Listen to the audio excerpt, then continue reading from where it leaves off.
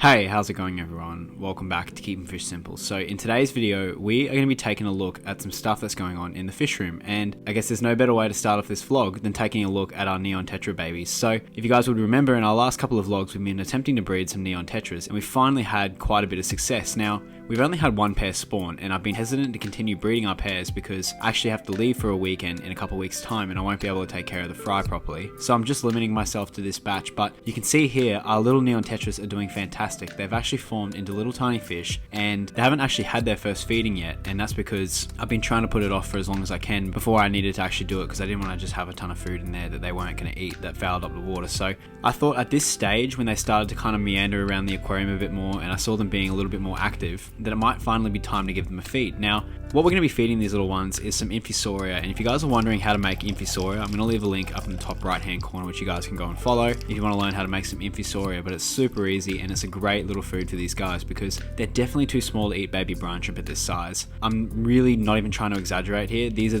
definitely the tiniest fry I've ever seen in my life. They are very, very small, and I kind of forgot how small they actually were.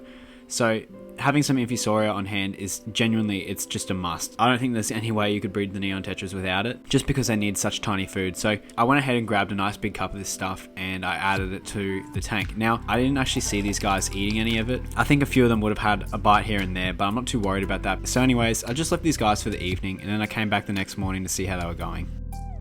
Now, when I came in the next morning, these guys were buzzing around. They were a lot more active than they were the day before, and they'd really turned into little fish. Now, there was heaps and heaps of them swimming around at the top of the water, and they weren't really confidently swimming. They were kind of just floating around still in the tank, but there was a lot more movement going on in there, and I was questioning whether with this amount of fish, and especially with the amount of feeding that I was planning on doing, this would then become a problem with the water parameters and the water quality in regards to the ammonia, nitrates and nitrites in the tank. Or the tub, I should say. A good way of checking a tank like this that's so small with hardly any nitrates and nitrites that would be able to be picked up on a test kit is just use your TDS pen and then just track the amount of solids that are in the tank. So I took my TDS pen, and you can see here that we're at about 54 parts per million. So that number's jumped up from 20 to 54 parts per million. Now, I think this is just due to the infusoria kit that we added yesterday having quite a high amount of dissolved solids in there because I used tap water to make that kit. So I had to keep this in the back of my mind because I would have preferred to just have the TDS at a very solid rate, especially when these guys are this small. Another thing I had in mind with these little guys is the oxygenation of the water. Now,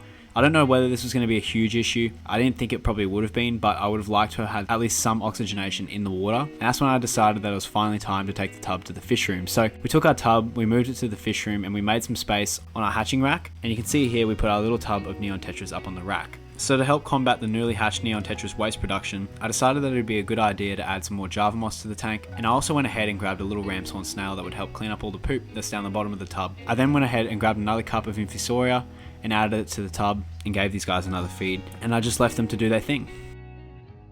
Now, you guys might also be curious to know what happened to the Dark Knight Ram spawn that we pulled in the last episode, and you can see here that our spawn is doing great. Most of our eggs have hatched, and there's tons of little wrigglers running around in this tub. You can see that there's quite a lot of fungus that has formed, and I'm sure that this fungus did affect quite a few eggs and took away from the amount of wrigglers that we could have had if we had removed those eggs, but I'm not too worried about that because I'm just trialing this new method of hatching these eggs in this tub.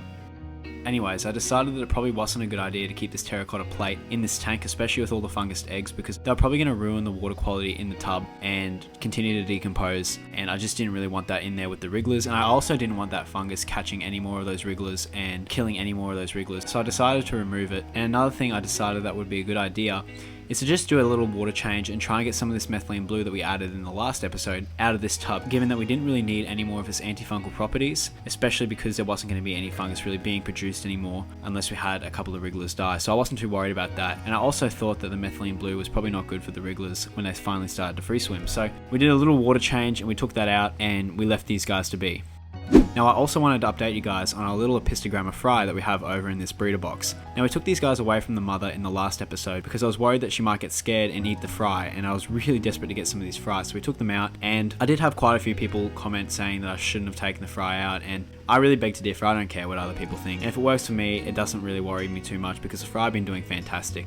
Yes, I could have left the fry in with the mum. I didn't really want to risk her eating those fry because I just wanted to get some into the fish room because I've been wanting to breed them for so long. Now, our little fry have been doing fantastic. I've been continuing to feed them baby brine shrimp twice a day, and they've been absolutely loving it, and they've actually been putting on a ton of size. They've started to turn into little tiny Apistos, and it's really cool to see just how cute these guys are. And every time I feed these little guys, their bellies fill up with this nice beautiful orange color, and that's because they've been eating a ton of that baby brine shrimp. Now that female has also been still hanging around the breeder box. If you guys can remember from the last episode, she was up there taking care of the fry, or virtually taking care of the fry. She wasn't actually doing anything because she can't reach them, and she's still hanging around, and she's probably really pleased with herself, thinking that she's doing a great job, but she's not doing anything. I'm doing all the work at this point, and we probably will be moving this fry in about a week's time into a bigger grow out tank, and she can move on and get on to producing her next batch, hopefully. So that's what's been going on with our little Pistos. They've been doing absolutely fantastic.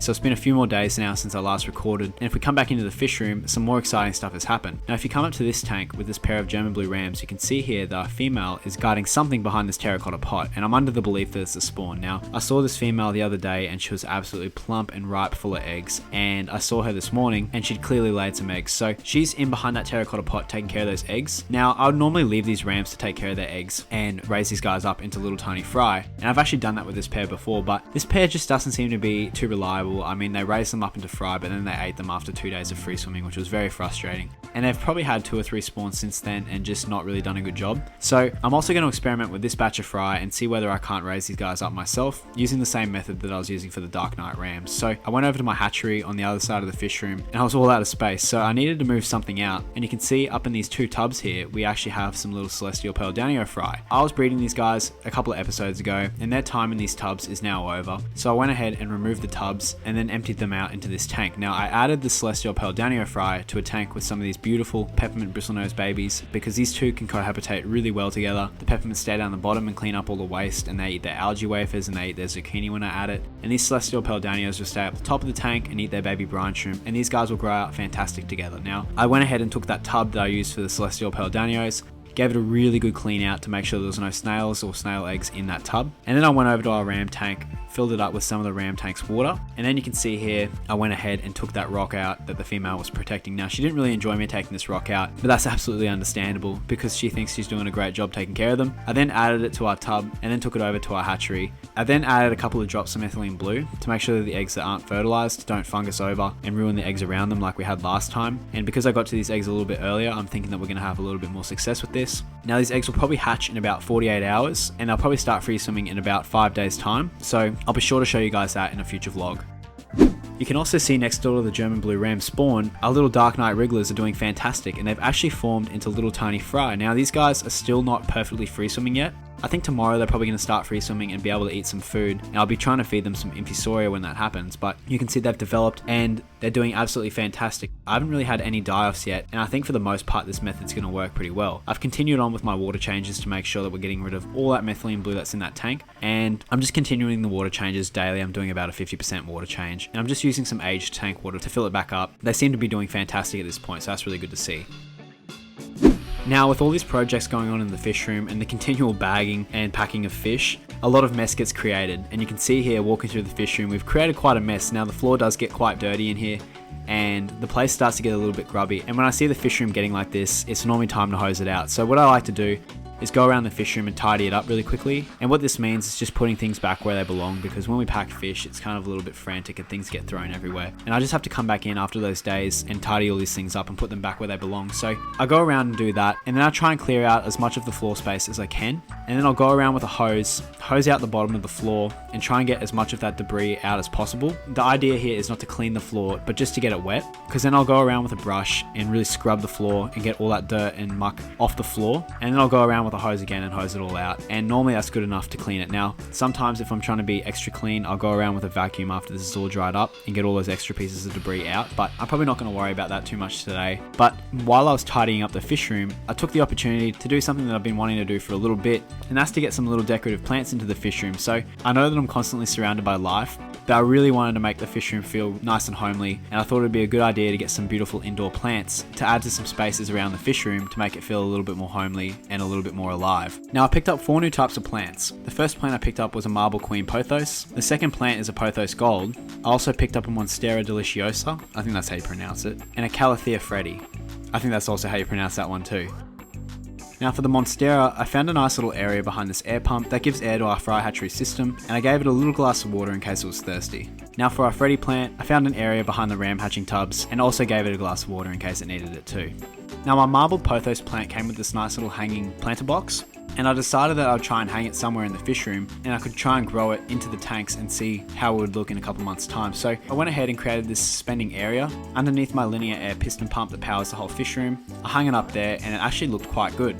And finally, for our gold pothos plant, I decided that it'd probably be a better idea to just suspend it above a couple of the tanks in the fish room. That was the original intention with the pothos plants when I bought them. So I went ahead, broke it out of its pot, and I washed away all that dirt that was around it to just expose the bare plant and the roots. I then snapped it into 2 plants so that I could put it on 2 different tanks. I firstly put it behind this peppermint bristlenose grow out tank because I thought this would be a great spot for this plant to go, and the tank would largely benefit from the natural filtration that the plant was going to give it. I also put the smaller plant behind my L201 tank. There's no specific reason why I did this, I just thought it would be a good spot for the plant to go. Now walking around the fish room, you can see it's a whole lot cleaner now that we've tidied it up, and I think the plants make a great addition to the room and make it feel just a little bit more homely, and I really enjoy having them around. I actually think I'm probably going to get some more plants, just so when I clean a sponge filter I can use that water to fertilize some plants and it doesn't just get wasted completely. Anyway, since it has been a couple of days since I last updated you guys on the Neon Tetra Fry, I was thinking you guys would probably be wondering how they're going, and if I'm being honest, they're going okay. They're not going perfectly, and that's just because I'm busy in my personal life. You know, I've got things going on at the moment, and I did miss a feeding the other day, and I think that the population of Fry definitely suffered from this. Now, I've had a little bit of a die-off. We still have quite a few really strong Neon Tetra Fry swimming around, and I do think we'll have a large majority of these guys still survive and make it all the way through to adulthood, but I definitely know these guys would have benefited if I had been there for that extra feeding and hadn't missed it. But sometimes life gets in the way, and there's not a lot of things you can do. But we will be breeding these guys in the future, and I'll be trying to iron out a better way of growing these guys out. I'll try to be a little bit more accountable for making sure that I can get here for the feedings that they need. Another thing too is a lot of people don't realize, but this fish room's not at home for me, and it's not like I'm just neglecting them. I do actually have to drive to my fish room and give everything a feed, and sometimes it's just not practical and I can't make it. So this isn't a normal thing. 98% of the year I'll make it here twice a day, but I wasn't able to make it for that feeding, so I'm a little bit disappointed about that, but I'm sure these guys will do fine. And finally, to finish the vlog off, I thought I'd give you guys an update on my L46 zebra Pleco colony. Now, this is my first colony. I actually have 2 colonies of these guys. These ones are the bigger ones that I have, and I used to have 5 in this colony, but I actually moved one of the smaller ones that was getting bullied a bit to my other colony, so we're left with these 4 in here. Now, a lot of people have been asking me how these guys are going, and they're doing fantastic. As of this point in time, I haven't lost any zebra plecos, and touch wood, I won't lose any at all. But these guys have been doing fantastic. I've been feeding them Rapashi, Tetra discus granules, and just some other bits and bobs here and there, and they've been doing really good. Now, as for sexes, I'm not too sure if we have any females in this lot of 4. You can see we've got one guy here, a second guy here that's a little bit bigger, a third guy here that's massive, and then this other one that kind of hides around a little bit. They're all really fat and they all kind of look like males, and if I'm being honest, I probably think that these actually are going to be all males. I hope they're not, but likely that's going to be the case. So they're due to start breeding sometime next year. Obviously we can't predict that. We don't know whether they're going to start breeding next year for sure, but hopefully they do. But as of this point in time, they're doing good. And for everyone that's been asking for the update, here it is. Another thing I've been considering with these guys is creating some form of biotope. Now, it's not going to be an accurate biotope because I'm not going to include pure Rio Zingu fish, but some kind of aquascape where it mimics the natural environment of these guys and can include some kind of plants. Now, nothing too fancy, just some low light plants that can handle some low CO2 and low tech plants that can handle the flow that these guys require. So let me know down below if you want to see that. I'm pretty sure I'm going to be doing that, so stick around for those future videos. But anyways, thank you guys so much for watching this video. I hope you guys enjoyed this style of vlog, and if you did, please leave a like down below so I know to continue making these videos, and I'll see you guys in the next one.